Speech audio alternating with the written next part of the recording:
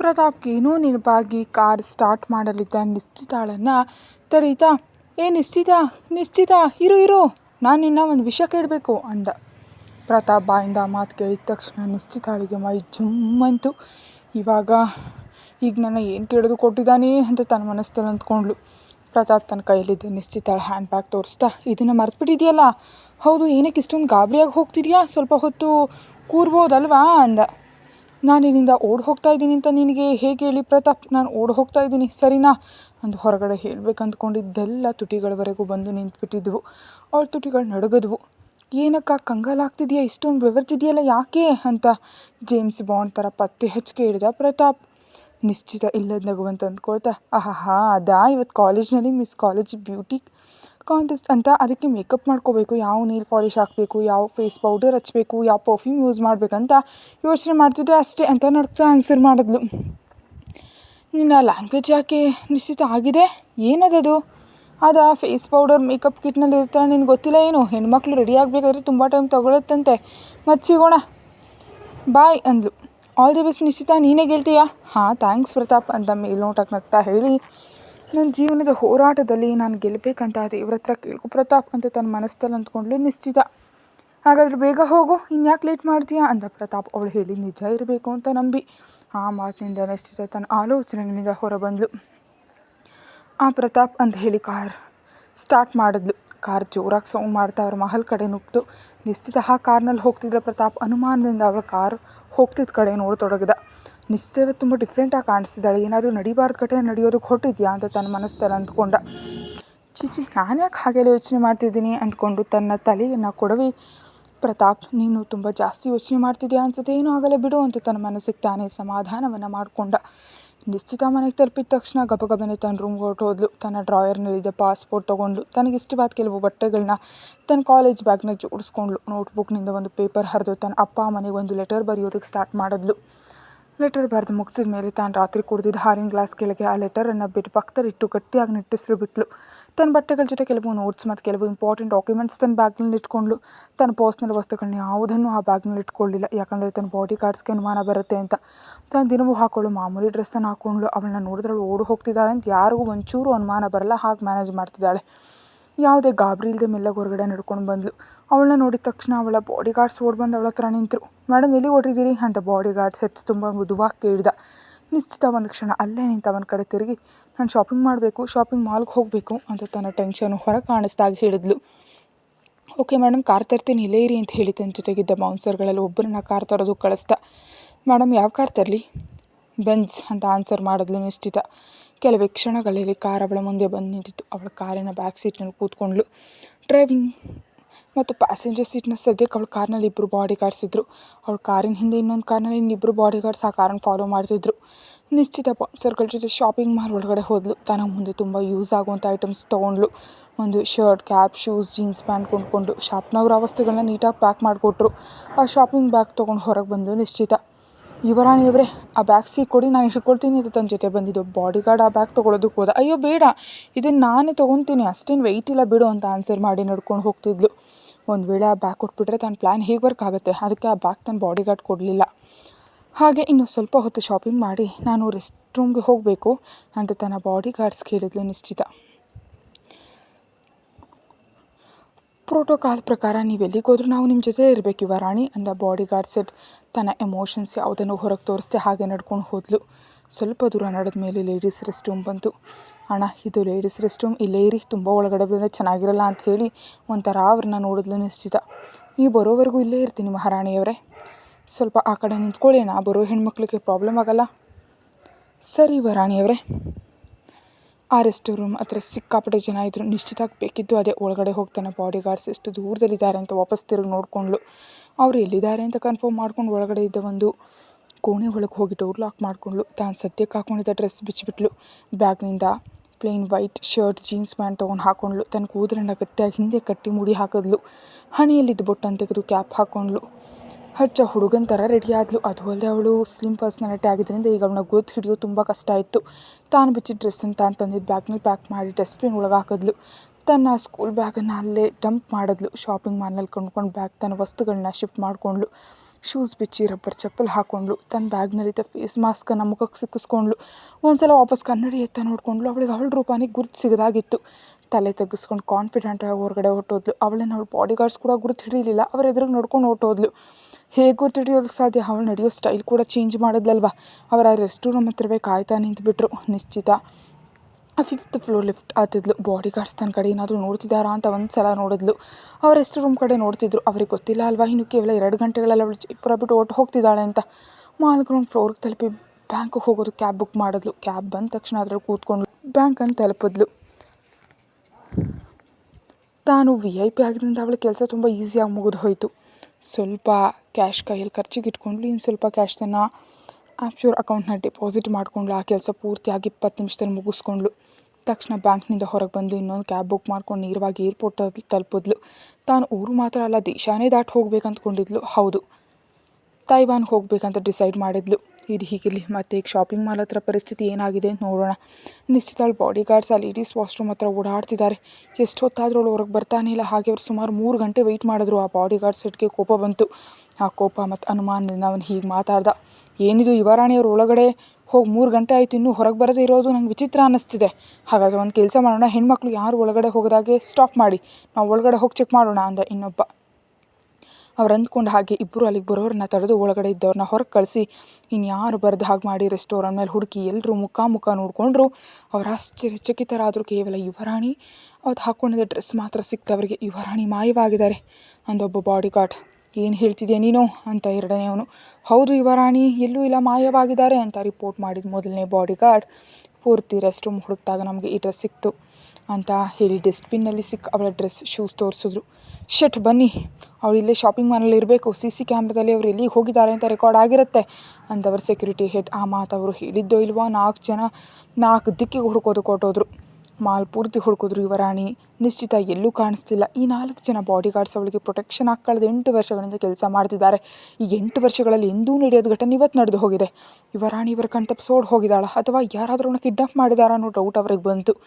ಬೇಸರದಿಂದ ಮುಖ ಸಣ್ಣಗೆ ಮಾಡಿಕೊಂಡು ರವೀಂದ್ರ ವರ್ಮಾಗೆ ಫೋನ್ ಮಾಡಿದ್ರು. ಏನು ಮಾತಾಡ್ತಿದ್ದೀರಾ ದಡ್ರ ಅಂತ ಅವರ ಅತ್ತ ಕಡೆಯಿಂದ ಗಂಭೀರವಾಗಿ ಕಿರ್ಚೋದಕ್ಕೆ ಸ್ಟಾರ್ಟ್ ಮಾಡಿದ್ರು. ಬಾಡಿ ಗಾರ್ಡ್ಸ್ 4 ಜನ ಮಹಲಿಗೆ ತಲುಪಿದ್ರು. ಏನು ಮಾಡ್ತಿದ್ದೀರಾ ನೀವು? ಏನಕ್ಕೆ ಅಷ್ಟೊಂದು ಸಂಬಳ ಕೊಟ್ಟು ನಿಮ್ಮನ್ನು ಇಟ್ಕೊಂಡಿದ್ದು? ನನ್ನ ಪ್ರಾಣಕ್ಕಿಂತ ಹೆಚ್ಚಾಗಿ ನೋಡ್ಕೊಳ್ತಿರೋ ಮುದ್ದಿನ ಮಗಳು ನಿಮ್ಮ ಯುವರಾಣಿ ನಿಶ್ಚಿತ ವರ್ಮ ಎಲ್ಲಿದ್ದಾಳೆ ಅಂತ ಅವರು ಕಿರ್ಚಿದ ವಾಯ್ಸ್ಗೆ ಆ ಬಾಡಿ ಗಾರ್ಡ್ಸ್ ತಲೆ ಮೇಲೆ ಬಿತ್ತು. ಆ ಸದ್ದು ಮಹಲ್ ಪೂರ್ತಿ ನಡುಗೆ ಹೋಯಿತು. ಅವ್ರ ಮಾತಿಗೆ 4 ಜನ ಬಾಡಿ ಗಾರ್ಡ್ಸ್ ತಲೆ ತಗ್ಸಿದ್ರು. ದಡ್ರ, ನೀವು ತುಂಬ ಒಳ್ಳೆ ಟ್ರೈನಿಂಗ್ ತೊಗೊಂಡಿರೋ ಬಾಡಿ ಗಾರ್ಡ್ಸ್ ಅಂತ, ನಿಮ್ಮ ಏಜೆನ್ಸಿ ಟಾಪ್ ಬಾಡಿ ಗಾರ್ಡ್ಸ್ ನೀವಂತ ನಿಮ್ಮ ರೆಕಾರ್ಡ್ಸ್ ನೋಡಿ ನಿಮ್ಮನ್ನು ಕೆಲಸಕ್ಕೆ ಇಟ್ಕೊಂಡೆ. ಕೊನೆಗೆ ಏನು ಮಾಡ್ಸತ್ರಿ ನೀವು?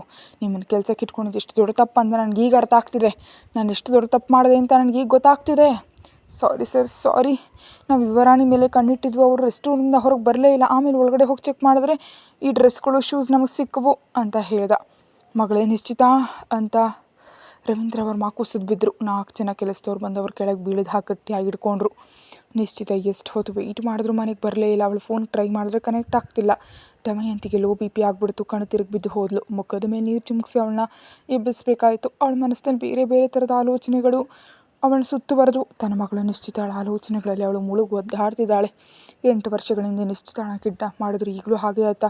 ನಿಶ್ಚಿತ ಬದುಕಿದಾಳ? ಅವಳಿಗೆ ಏನಾದರೂ ಆಗಿದೆಯಾ? ನನ್ನ ಮಗಳನ್ನ ಮತ್ತೆ ನಾನು ನೋಡೋದಕ್ಕಾಗಲ್ವಾ ಅನ್ನೋ ಭಯಾನಕ ಆಲೋಚನೆಗಳು ದಮಯಂತಿ ಮನಸ್ಸಲ್ಲಿ ಬರೋದಕ್ಕೆ ಸ್ಟಾರ್ಟ್ ಆದವು. ಅಮ್ಮ, ದಮಯಂತಿ ಅಂತ ಆ ಮನೆಯಲ್ಲಿದ್ದ ನಡುವಯಸ್ಸಿನ ಕೆಲಸದ ರಂಗಯ್ಯ ಮೆಟ್ಟಲುಗಳ ಮೇಲಿಂದ ಕೆಳಗೆ ಓಡಿ ಬಂದ. ದಮಯಂತಿ ಅವನ ಕಿರ್ಚಾಟಕ್ಕೆ ಬೆಚ್ಚಿಬಿದ್ಲು. ರಂಗಯ್ಯ ಅವಳ ಮುಂದೆ ಬಂದು ನಿಂತ. ಅಮ್ಮ, ಚಿಕ್ಕಮ್ಮನ ರೂಮ್ ಕ್ಲೀನ್ ಮಾಡ್ತಾ ಇರಬೇಕಾದ್ರೆ ನನಗೆ ಈ ಲೆಟರ್ ಸಿಕ್ತಮ್ಮ ಅಂತ ದಮಯಂತಿ ಕೈಯಲ್ಲಿ ಆ ಲೆಟರ್ ತೋರಿಸ್ದ. ಪಾಪ ರಂಗಯ್ಯನಿಗೆ ಉಸಿರು ತೊಗೊಳೋಕ್ಕೂ ಕಷ್ಟ ಆಗ್ತಿತ್ತು. ಎಲ್ಲಿ ಸಿಕ್ತು ರಂಗಯ್ಯ ನಿನಗಿದು ಕೇಳಿದ್ಲು ದಮಯಂತಿ ಆತುರವಾಗಿ. ಚಿಕ್ಕಮ್ಮನ ಮಂಚದ ಪಕ್ಕದಲ್ಲಿದ್ದ ಟೇಬಲ್ ಮೇಲಮ್ಮ ಅಂತ ಆನ್ಸರ್ ಮಾಡ್ದ ರಂಗಯ್ಯ. ದಮಯಂತಿ ಹುಬ್ಬುಗಂಟಿಕೆ ರಂಗಯ್ಯನ ಕೈಲಿದ್ದ ಆ ಲೆಟರನ್ನು ತನ್ನ ಕೈಗೆ ತೊಗೊಂಡು ಏನಿದು ರಂಗಯ್ಯ ಅಂತ ಕೇಳಿದ್ಲು. ದಮಯಂತಿ ಅಮಾಯಕಿ ಥರ, ಚಿಕ್ಕಮ್ಮ ಏನೋ ಲೆಟರ್ ಬರೆದಿಟ್ಟಿರೋ ಆಗಿದಮ್ಮ ಅಂತ ಕಣ್ಣಲ್ಲಿ ಕಣ್ಣೀರು ತುಂಬ್ಕೊಂಡು ಹೇಳ್ದ ರಂಗಯ್ಯ. ರಂಗಯ್ಯ, ಇಲ್ಲಿಂದ ನೀನು ಹೊರಡು ಅಂತ ದಮಯಂತಿ ಹೇಳಿ ಕಳಿಸಿದ್ಲು ಅವನನ್ನು. ದಮಯಂತಿ ಆ ಲೆಟರ್ ಓಪನ್ ಮಾಡೋದಕ್ಕೆ ಧೈರ್ಯ ಸಾಲ್ತಿಲ್ಲ. ಆ ಲೆಟರ್ ಓಪನ್ ಮಾಡಬೇಕಂದ್ರೆ ಅವಳಿಗೆ ಎಂಥದ್ದೋ ಒಂದು ಬ್ಯಾಡ್ ಫೀಲಿಂಗ್ ಆಗ್ತಿದೆ. ತನ್ನ ಮನಸ್ಸನ್ನು ಸಮಾಧಾನ ಮಾಡಿಕೊಂಡು ಸ್ಟಡಿಯಾಗಿ ನಿಂತು ಆ ಲೆಟರ್ ಓಪನ್ ಮಾಡಿ ಓದೋದಕ್ಕೆ ಸ್ಟಾರ್ಟ್ ಮಾಡಿದ್ಲು ದಮಯಂತಿ. ಆ ಲೆಟರ್ ಹೀಗಿತ್ತು.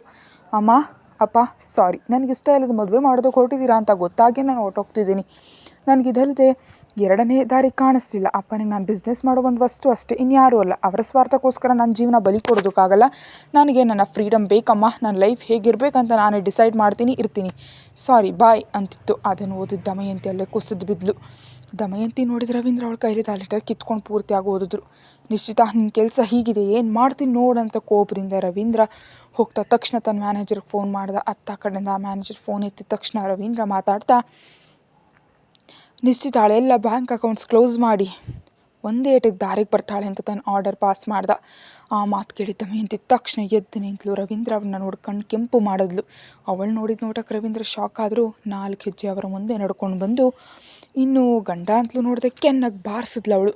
ದಮಯಂತಿಗೆ ಅವರ ಮೇಲೆ ಅಷ್ಟೊಂದು ಅಸಹ್ಯ ಉಂಟಾಗ್ಬಿಟ್ಟಿತ್ತು. ಏನು ದಮಯಂತಿ ನೀನು ಮಾಡ್ತಾ ಇರೋದು? ಇವತ್ತು ಕೂಡ ನಾನು ಈ ಕೆಲಸ ಮಾಡದೇ ಇದ್ದರೆ ನಾನು ನಿಶ್ಚಿತಾಗೆ ತಾಯಿಯೇ ಅಲ್ಲ ಅಂತ ಲೆಕ್ಕ ಆಗುತ್ತೆ ಅಂತ ಗಟ್ಟಿಯಾಗಿ ಕಿರ್ಚಿದ್ಲು ದಮಯಂತಿ ದೇವಿ ತುಂಬ ನೋವಿನಿಂದ. ನಮ್ಮ ನಿಶ್ಚಿತ ಓಡಿ ಹೋಗೋದಕ್ಕೆ ಕಾರಣ ನೀವೇ. ನಿಮ್ಮಿಂದಾನೇ ನನ್ನ ಮಗಳು ಇವತ್ತು ಓಡಿ ಹೋಗಿದ್ದಾಳೆ. ಆ ಓಡಿ ಹೋದವಳನ್ನು ವಾಪಸ್ ಈಗ ಮನೆಗೆ ಕರ್ಕೊಬರ್ಬೇಕು ಅಂತ ನನಗೆ ಗೊತ್ತು. ನನಗೆ ಎದುರು ನಿಲ್ತಾಳ ಅವಳು ಅಂದರು ನಿಶ್ಚಿತ ಅಪ್ಪ. ಇಲ್ಲಿವರೆಗೆ ನೀವು ಮಾಡಿ ಸಾಕು. ಬ್ಯಾಂಕ್ ಅಕೌಂಟ್ಸ್ ಎಲ್ಲ ಕ್ಲೋಸ್ ಮಾಡಿದ್ರೆ ಹೇಗೆ ನನ್ನ ಮಗಳು ಬದುಕ್ತಾಳೆ? ಹಾಗೆ ಮಾಡಿದ್ರೇ ಹಾಗೆ ನನ್ನ ಹತ್ರ ಬಂದಿರ್ತಾಳೆ. ಅಗತ್ಯ ಇಲ್ಲ, ಅವಳು ನಮ್ಮ ಹತ್ರ ಬರೋ ಅಗತ್ಯ ಇಲ್ಲ. ಎಲ್ಲಿದ್ದರೂ ನನ್ನ ಮಗಳು ಸುಖವಾಗಿದ್ದರೆ ಸಾಕು ಅಂತ ಕಣ್ಣೀರು ಹಾಕುತ್ತಾ ಅಳೋದಕ್ಕೆ ಶುರು ಮಾಡಿದ್ಲು ದಮಯಂತಿ. ರವೀಂದ್ರ ತಕ್ಷಣ ತನ್ನ ಮ್ಯಾನೇಜರ್ಗೆ ಕಾಲ್ ಮಾಡಿದ್ರು. ಕೋಪದಿಂದ ಉರಿದು ಹೋಗ್ತಿದ್ರೆ ಒಂದು ಕಡೆ ದಮಯಂತಿ ತನ್ನ ಕೆನ್ನೆಗೆ ಬಾರಿಸಿದ್ಲು ಅನ್ನೋ ಟೆನ್ಷನ್, ಎರಡನೇ ಕಡೆ ತನ್ನ ಮಗಳು ತಾನು ಅಂದ್ಕೊಂಡು ಹಾಗೆ ಇರದೆ ತನಗೇ ಮೋಸ ಮಾಡಿ ಓಡಿ ಹೋಗಿದ್ದಾಳೆ ಅನ್ನೋ ಒಂದು ಕಡೆ ಬೇಸರ. ತಡೆಯೋದಕ್ಕಾಗೋದು ಕೋಪದಿಂದ ಮ್ಯಾನೇಜರ್ ಕಾಲ್ ಲಿಫ್ಟ್ ಮಾಡಿದ ತಕ್ಷಣ ಹೀಗೆ ಮಾತಾಡ್ತಿದ್ದಾರೆ. ಮ್ಯಾನೇಜರ್ ತಕ್ಷಣ ನನ್ನ ಮಗಳ ಬ್ಯಾಂಕ್ ಅಕೌಂಟ್. ಅವರ ಮಾತು ಅಷ್ಟರವರೆಗೆ ಮಾತ್ರ ಮ್ಯಾನೇಜರ್ ಕೇಳಿಸ್ತು. ದಮಯಂತಿ ದೇವಿ ಕಣ್ಣು ಕೆಂಪು ಮಾಡಿ ಅವರ ಕೈಲಿದ್ದ ಫೋನ್ ಕಿತ್ಕೊಂಡು ನೆಲಕ್ಕೆ ಬಿಸಾಕಿದ್ಲು. ಮತ್ತು ಎರಡನೇ ರೌಂಡ್ ಕೆನ್ನೆಗೆ ಬಾರಿಸಿದ್ಲು. ಅವಳ 5 ಬೆರಳುಗಳು ಅವ್ರ ಕೆನ್ನೆ ಮೇಲೆ ಅಚ್ಚು ಬಿದ್ದು ಹೋದವು. ಅಷ್ಟೊಂದು ಬಲವಾಗಿ ಹೊಡೆದ್ಲು. ತನ್ನ ಮಗಳ ವಿಷಯದಲ್ಲಿ ತಾನು ಯಾವುದೇ ಕಾರಣಕ್ಕೂ ಕಮ್ಮಿ ಆಗಲ್ಲ ಅನ್ನೋ ಹಾಗಿತ್ತು ದಮಯಂತಿ ದೇವಿ. ಎದುರಿಗಿರೋದು ತನ್ನ ಗಂಡ ಅನ್ನೋ ವಿಷಯವನ್ನು ಕೇರ್ ಮಾಡಲಿಲ್ಲ. ಅಮ್ಮ ಅಂದರೆ ಅಷ್ಟೇ. ತಾನು ಹೆತ್ತು ಮಕ್ಕಳ ವಿಷಯದಲ್ಲಿ ಯಾರು ಅವರ ಬದುಕಿಗೆ ಅಡ್ಡ ಬಂದರೂ ಅವ್ರ ಕಥೆ ಅಷ್ಟೇ. ಕೊನೆಗೆ ಅದು ತನ್ನ ಗಂಡನೇ ಆದರೂ ವಾಪಸ್ ಸರಿಯಲ್ಲ. ಅದಕ್ಕೆ ಕೆಟ್ಟ ಹೆಂಡತಿ ಇರ್ಬೋದೇನೋ, ಆದರೆ ಕೆಟ್ಟ ತಾಯಿ ಅನ್ನೋದು ಈ ಲೋಕದಲ್ಲಿ ಎಲ್ಲೂ ಇರೋದಕ್ಕೆ ಸಾಧ್ಯ ಇಲ್ಲ. ತನ್ನ ರಕ್ತ ಮಾಂಸವನ್ನಾದರೂ ಅಡವಿಟ್ಟು ಮಕ್ಕಳನ್ನು ಬದುಕಿಸ್ಕೊಳ್ತಾಳೆ. ಇದು ಕೇವಲ ಮನುಷ್ಯರಿಗಷ್ಟೇ ಅಲ್ಲ, ಸೃಷ್ಟಿಯಲ್ಲಿರೋ ಪ್ರತಿಯೊಂದು ಪ್ರಾಣಿಯ ಲೈಫ್ ಸ್ಟೈಲ್ನಲ್ಲೂ ಅಷ್ಟೇ. ಅಮ್ಮನ ಪ್ಲೇಸ್ ಅಮ್ಮನದೇ. ದಮಯಂತಿ ದೇವಿ ರವೀಂದ್ರ ಜೊತೆ ಮಾತಾಡ್ತಿದ್ದಾಳೆ. ನಿಮಗಿನ್ನು ಬುದ್ಧಿ ಬರಲಿಲ್ವಾ? ಅಲ್ಲಿ ನೀವು ಮಾಡೋ ಕೆಲಸಕ್ಕೆ ನನ್ನ ಮಗಳು ಹೊಟ್ಟೆಗಿಲ್ದೆ ಅಲಿಬೇಕಾಗುತ್ತೆ. ಅದು ನಿಮಗೆ ಹ್ಯಾಪಿ ಕೊಡೋ ವಿಷಯನಾ? ಏನಕ್ಕೆ ದುಡ್ಡು ಸಂಪಾದನೆ ಮಾಡಿದ್ದು ನೀವು? ನಮ್ಮ ಮಗಳಿಗೆ ಯೂಸ್ ಆಗದ ದುಡ್ಡಿನ ಮೇಲೆ ಏನಕ್ಕೆ ನಿಮ್ಗೆ ಇಷ್ಟೊಂದು ವ್ಯಾಮೋಹ ಅಂತ ಕರಗಿ ಹೋದ ಕೋಪದಿಂದ ದಮಯಂತಿ ದೇವಿ ರವೀಂದ್ರ ಅವರನ್ನು ಪ್ರಶ್ನೆ ಮಾಡಿದ್ಲು. ರವೀಂದ್ರ ಇನ್ನಷ್ಟಕ್ಕೆ ಸ್ಟಾಪ್ ಆದರು. ದಮಯಂತಿ ಜೊತೆ ಏನೋ ಮಾತಾಡೋದಕ್ಕೆ ಟ್ರೈ ಮಾಡಿದ್ರು. ಅವಳನ್ನ ಕೂಲ್ ಮಾಡೋದಕ್ಕೆ ಟ್ರೈ ಮಾಡ್ತಾ ಹೇಗಂದರು, ದಮಯಂತಿ ಅವಳು ಕೇವಲ ನಿನ್ನ ಮಗಳು ಮಾತ್ರನಾ? ನನ್ನ ಮಗಳಲ್ವಾ? ಅವಳ ಮನೆಗೆ ಬರೋದಕ್ಕೆ ಬಿಡು. ಈ ಮದುವೆಯಿಂದ ಅವಳು ಎಷ್ಟು ಸುಖವಾಗಿರ್ತಾಳೆ ಅಂತ ನಾನು ಅವಳಿಗೆ ಎಕ್ಸ್ಪ್ಲೇನ್ ಮಾಡ್ತೀನಿ ಅಂದರು ರವೀಂದ್ರ ಮೆಲ್ಲನೆ. ಏನಂತ ಅವಳಿಗೆ ಹೇಳ್ತೀರಾ? ಏನಂತ ಹೇಳ್ತೀರಾ? ಮಗಳೇ, ನಾನು ಮಾಡ್ತಿರೋ ಬಿಸ್ನೆಸ್ನಲ್ಲಿ ಈ ಮದುವೆ ಮೇನ್ ರೋಲ್ ಪ್ಲೇ ಮಾಡುತ್ತೆ. ಅದಕ್ಕೆ ನೀನು ಮದುವೆ ಆಗಬೇಕು ಅಂತ ಹೇಳ್ತೀರಾ ಅಂತ ಮರು ಪ್ರಶ್ನೆ ಹಾಕಿದ್ಲು ದಮಯಂತಿ. ನಿಮ್ಮಿಂದಲೇ ನನ್ನ ಮಗಳು ದೂರ ಆಗಿದ್ದಾಳೆ. ನಿಮ್ಮಿಂದಾನೇ ಅವಳು ಮೆಂಟಲಿ ಎಷ್ಟು ನರಳ್ತಿದ್ದಾಳೆ ಅಂತ ಗಂಡಸಾದ ನಿಮಗೆ ಏನು ಅರ್ಥ ಆಗುತ್ತೆ? ನಿಮ್ಮ ಥರ ಸ್ವಾರ್ಥಿ ನಾನು ಎಲ್ಲೂ ನೋಡಿಲ್ಲ. ನಿಮ್ಮ ಬಿಸ್ನೆಸ್ಗೋಸ್ಕರ ಹೆತ್ತ ಮಗಳು ಕೂಡ ಒಂದು ವಸ್ತು ಆಗಿಬಿಟ್ಲಲ್ಲ ನಿಮಗೆ ಅಂತ ಕಣ್ಣೀರು ಹಾಕೋದಕ್ಕೆ ಶುರು ಮಾಡಿದ್ಲು ದಮಯಂತಿ. ನಾನು ಹೇಳೋದನ್ನು ಅರ್ಥ ಮಾಡ್ಕೋ ದಮಯಂತಿ. ಏನು ನೀವು ಹೇಳೋದು? ನಾನು ಹೇಳ್ತಿದ್ದೀನಿ, ನೀವು ಕೇಳಿ. ನೀವು ಅನ್ನೋ ಗೌರವ ಕೂಡ ಇವತ್ತು ನೀವು ನನ್ನ ಹತ್ರ ಕಳ್ಕೊಂಡಿದ್ದೀರಾ. ಅವಳಿಗೆ ಏನಾದರೂ ಆಗಲಿ ಈ ಬಿಸ್ನೆಸ್ನಲ್ಲಿ ನನ್ನ ಶೇರ್ ನಾನು ತೊಗೊಂಡು ನಿಮಗೆ ಡಿವೋರ್ಸ್ ಕೊಟ್ಟು ಹೋಗ್ತೀನಿ. ನೀವು ನಿಜವಾಗಿ ಒಬ್ಬ ತಂದೆನಾ? ನೀವು ಸಂಪಾದಿಸಿದ ದುಡ್ಡನ್ನು ರಾಶಿ ಹಾಕ್ಕೊಂಡು ಬೆಂಕಿ ಹಚ್ಕೊಂಡು ಸಾಯಿರಿ ಅಂತ ಕರಗಿ ಹೋದ ಕೋಪದಿಂದ ಬೆರಳು ತೋರಿಸ್ತಾ ಹುಬ್ಬು ಗಂಟಕಿ ರವೀಂದ್ರ ಅವ್ರನ್ನ ನೋಡ್ತಾ ಗಟ್ಟಿಯಾಗಿ ಕಿರ್ಚಿ ಆ ಹಾಲಿನಿಂದ ಹೊರಟು ಹೋದ್ಲು. ಅವಳ ಮಾತಿಗೆ ರವೀಂದ್ರ ಏನು ಮಾತಾಡದೆ ಕಲ್ಲಿನಂತೆ ನಿಂತುಬಿಟ್ರು. ತನ್ನ ಮನಸ್ಸಲ್ಲಿ ಮಾತ್ರ ಹೀಗೆ ಅಂತ ಕೊಡ್ತಿದ್ರು. ನಿಶ್ಚಿತ, ಏನು ಮಾಡಿದೆ ಮಗಳೇ? ದಮಯಂತಿ, ಇಷ್ಟೇನಾ ನೀನು ನನ್ನ ಅರ್ಥ ಮಾಡ್ಕೊಂಡಿದ್ದು? ನನ್ನ ಕ್ಷಮಿಸು ದಮಯಂತಿ. ನಂಗೆ ಬೇರೆ ದಾರಿ ಇಲ್ಲದೆ ಮಾಡ್ತಿರೋ ಕೆಲಸ ಇದು. ನಮ್ಮ ನಿಶ್ಚಿತ ಲೈಫ್ ಚೆನ್ನಾಗಿರಲಿ ಅಂತ ನಾನು ಮಾಡ್ತಾ ಇರೋ ಕೆಲಸ ಇದು. ನನಗೆ ಬೇರೆ ದಾರಿ ಇದ್ದಿದ್ರೆ ನನ್ನ ಮಗಳಿಗೆ ಇಷ್ಟ ಇಲ್ಲದೆ ಹೀಗೆ ಮಾಡ್ತಾನೇ ಇರಲಿಲ್ಲ. ಬೇರೆ ದಾರಿ ಇಲ್ಲದೆ ನಾನು ಮಾಡ್ತಾ ಇರೋ ಕೆಲಸ ಇದು ದಮಯಂತಿ, ನನ್ನ ಕ್ಷಮಿಸ್ಬಿಡು ಅಂತ ನನ್ನ ಮನಸ್ಸಲ್ಲಿ ಅಂದ್ಕೊಳ್ತಾ ನಿಟ್ಟುಸಿರು ಬಿಟ್ಟರು ರವೀಂದ್ರ. ದಮಯಂತಿ ನೇರವಾಗಿ ನೋಡಿಕೊಂಡು ನಿಶ್ಚಿತ ರೂಮ್ಗೆ ಹೋದ್ಲು. ನಿಶ್ಚಿತ ಬೆಡ್ ಮೇಲೆ ಕೂತು ಅವಳ ದಿಂಬನ್ನು ತನ್ನ ಹೃದಯ ಕತ್ತರ ಮಾಡಿಕೊಂಡು, ನನ್ನ ಬಂಗಾರದ ಮಗಳೇ, ನನ್ನ ಮುದ್ದಿನ ಮಗಳೇ ನಿಶ್ಚಿತ, ಎಲ್ಲಿದೆಯಾ ಮಗಳೇ? ಈ ಹುಚ್ಚು ಅಮ್ಮನನ್ನು ಹೇಗೆ ಬಿಟ್ಟು ಹೊಟ್ಟೋದೆ? ನನ್ನ ಪ್ರಾಣ ಎಲ್ಲ ನಿನ್ನ ಮೇಲೆ ಇಟ್ಕೊಂಡು ಬದುಕ್ತಿದ್ದೀನಿ. ಬೆಳಿಗ್ಗೆ ನಿನ್ನ ನಗುವಿನ ಮುಖ ನೋಡ್ದಿದ್ರೆ ನನ್ನ ದಿನವೇ ಸ್ಟಾರ್ಟ್ ಆಗಲ್ಲ ಅಂತ ನೀನು ಗೊತ್ತಿಲ್ವ ಮಗಳೇ? ಹೇಗೆ ಅಮ್ಮನನ್ನು ಬಿಟ್ಟು ಹೊಟ್ಟೋದೆ? ಏನಕ್ಕೆ ನೀನು ನನಗೆ ಇಷ್ಟೊಂದು ದೊಡ್ಡ ಶಿಕ್ಷೆ ಕೊಟ್ಟೆ ಮಗಳೇ? ಯಾಕೆ ಹೀಗೆ ಮಾಡಿದೆ? ನಿನಗೋಸ್ಕರನೇ ಅಲ್ವೇ ಮಗಳೇ ನಿಮ್ಮ ಅಪ್ಪನ ಥರ ಇರೋ ರಾಕ್ಷಸನ ಜೊತೆ ನಾನು ಎದುರು ನಿಂತು ಫೈಟ್ ಮಾಡ್ತಿರೋದು? ನೀನೇ ಇಲ್ಲಿ ಇಲ್ಲದೆ ಇದ್ದಾಗ ನಾನು ಮಾಡೋ ಈ ಫೈಟ್ಗೆ ಏನು ಅರ್ಥ ಇದೆ ಮಗಳೇ? ಏನು ಅರ್ಥ ಇದೆ ಅಂತ ಬೇರೆ ಬೇರೆ ಥರ ಅವಳು ನೆನೆಸ್ಕೊಂಡು ಅಳ್ತಿದ್ರೆ ಅವಳ ಕೆನ್ನೆ ಮೇಲಿಂದ ಹರಿತಿದ್ದ ನೀರು ಅವಳ ಹೃದಯ ಕತ್ತರವಾಗಿದ್ದ ಪಿಲ್ಲೋವನ್ನು ಪೂರ್ತಿಯಾಗಿ ನೆನೆಸ್ಬಿಡ್ತು. ಇದು ಹೀಗಿರಲಿ, ತಾಯ್ವಾನ್ ಏರ್ಪೋರ್ಟ್ನಲ್ಲಿ ಅಂತ ಸಿಕ್ಕಾಪಟ್ಟೆ ಜನ ಕಿರ್ಚ್ತಾ ಓಡ್ತಿದ್ದಾರೆ. ಆಶ್ಚರ್ಯ ಅಂದರೆ ಅವರೆಲ್ಲರೂ ಇಂಡಿಯನ್ಸ್, ಯಾರೋ ಸೆಲೆಬ್ರಿಟಿ ಅಲ್ಲಿಗೆ ಬಂದಿರೋ ಹಾಗಿದೆ. ಅವರು ಏರ್ಪೋರ್ಟ್ನಿಂದ ಹೊರಗೆ ಬರ್ತಿದ್ದಾರೆ. ಅವರ ಸುತ್ತಲೂ ಗರ್ಲ್ಸ್ ಎಲ್ಲರೂ ಆಟೋಗ್ರಾಫ್ಗಾಗಿ ಮುಗಿ ಬೀಳ್ತಿದ್ದಾರೆ. ಏನಂದದವನಪ್ಪ ಅಷ್ಟೊಂದು ಚೆನ್ನಾಗಿದ್ದಾನೆ ಅಂತ ನಿಜಕ್ಕೂ ಅಂದ್ಕೊಂಡೇ ಇರಲಿಲ್ಲ ಅಂತ ಒಂದು ಹುಡುಗಿ ನಿಶ್ಚಿತ ಪಕ್ಕದಿಂದ ಆ ಸೆಲೆಬ್ರಿಟಿ ಕಡೆಗೆ ಓಡಿದ್ಲು.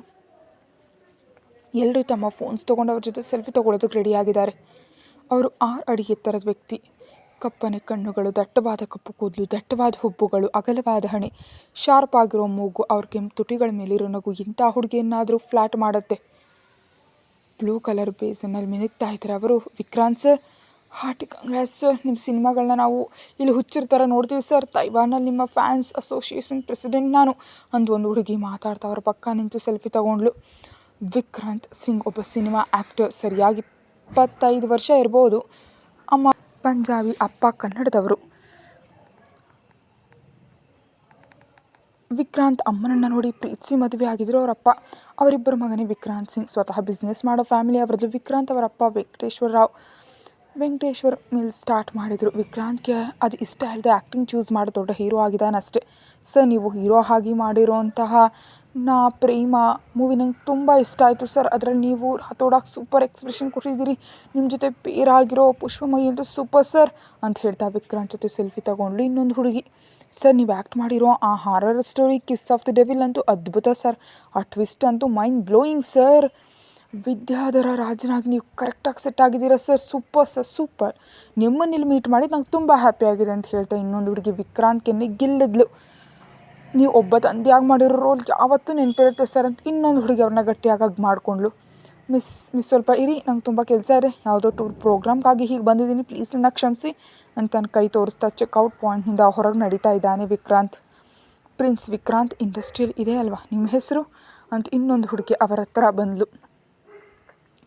ನಿಮಗೆ ನನ್ನ ಮೂವೀಸ್ನಲ್ಲಿ ಏನು ಇಷ್ಟ ಆಯಿತು? ನೀವು ಮಾಡಿರೋ ಸ್ಪೇಸ್ ಅಡ್ವೆಂಚರ್ ಜರೀನಾ ಮೂವಿ ಇಷ್ಟ ಆಯ್ತು ಸರ್. ವಿರಾಟಾಗಿ ನೀವು ಸೂಪರಾಗಿ ಮಾಡಿದ್ದೀರಿ ಅಂತ ಜಂಪ್ ಮಾಡ್ತಾ ಹೇಳಿದ್ಲ ಆ ಹುಡುಗಿ. ವಿಕ್ರಾಂತ್ ಅವರೇ, ನೀವು ಸುಸ್ತಾಗಿದ್ದೀರಾ ಅಂತ ನಂಗೆ ಅರ್ಥ ಆಗ್ತಿದೆ, ಸ್ವಲ್ಪ ಪೇಷನ್ಸ್ ಇಟ್ಕೊಂಡೋಗಿ ಅಂದ ವಿಕ್ರಾಂತ್ ಮ್ಯಾನೇಜರ್ ಸತ್ಯದೇವ್. ಹಾಯ್, ನನ್ನನ್ನು ಸೋಷಿಯಲ್ ಮೀಡಿಯಾದಲ್ಲಿ ಫಾಲೋ ಮಾಡ್ತಾ ನನ್ನ ಸಿನಿಮಾಗಳನ್ನು ಪ್ರೀತಿಸ್ತಾ ನನ್ನನ್ನು ನಿಮ್ಮ ಹೃದಯದಲ್ಲಿ ಇಟ್ಕೊಂಡಿರೋ ನಿಮಗೆ ಥ್ಯಾಂಕ್ಸ್ ಹೇಳ್ತಿದ್ದೀನಿ ಅಂತ ಎಲ್ರಿಗೂ ಕೈ ಬೀಸ್ತಾ ಫ್ಲೈಯಿಂಗ್ ಕಿಸ್ ಕೊಟ್ಟು ಪ್ರಿನ್ಸ್ ವಿಕ್ರಾಂತ್ ಅವ್ರನ್ನೆಲ್ಲ ನೋಡ್ದ. ಅವ್ನು ಫ್ಲೈಯಿಂಗ್ ಕಿಸ್ ಕೊಟ್ಟನೋ ಇಲ್ವೋ, ಅಲ್ಲಿದ್ದವರೆಲ್ಲರೂ ಆ ಸುಂದರವಾದ ನಗು ನೋಡಿ ಫ್ಲ್ಯಾಟ್. ಎಲ್ಲರೂ ವಿಕ್ರಾಂತ್ ವಿಕ್ರಾಂತ್ ಅಂತ ಕಿರ್ಚಾಡ್ತಿದ್ದಾರೆ. ಇವನು ಯಾರೋ ದೊಡ್ಡ ಫಿಲ್ಮ್ ಸ್ಟಾರ್ ಥರ ಇದ್ದಾನೆ ಅಂತ ತನ್ನ ಮನಸ್ಸಲ್ಲಿ ಅಂದ್ಕೊಂಡ್ಲು ನಿಶ್ಚಿತ. ಅಲ್ಲಿ ನಡೀತಿದೆ ಅಂತ ತಿಳಿಯೋದಕ್ಕೆ ಆ ಜನರ ಹತ್ರ ಬಂದು ಹುಬ್ಬು ಗಂಟೆಗೆ ನೋಡಿದ್ಲು.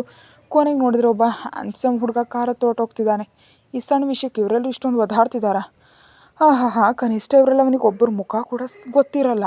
ಹಾಗಿರಬೇಕಾದ್ರೆ ಏನಕ್ಕೆ ಇವ್ರಿಗೆ ಇವನ ಮೇಲೆ ಇಷ್ಟೊಂದು ಕ್ರೇಜ್? ಏನೇ ಇರಲಿ, ಸಿಲ್ಲಿ ಆ್ಯಂಡ್ ಫನ್ನಿ ಅಂತ ತನ್ನ ಮನಸ್ಸಲ್ಲಿ ಅಂದ್ಕೊಂಡ್ಲು ನಿಶ್ಚಿತ. ಫ್ಯೂಚರ್ನಲ್ಲಿ ವಿಕ್ರಾಂತ್ ಅವಳ ಲವ್ವರ್ ಆಗ್ತಾನೆ ಅಂತ ಪಾಪ ಅವಳಿಗೆ ಗೊತ್ತಿಲ್ಲ ಅಲ್ವಾ. ಈಗ ಕತೆ ಮುಂದುವರಿಯುತ್ತೆ. ಹೆಚ್ಚಿನ ವಿಡಿಯೋಗಾಗಿ ಚಾನಲ್ಗೆ ಮೆಂಬರ್ಶಿಪ್ ತಗೊಳ್ಳಿ.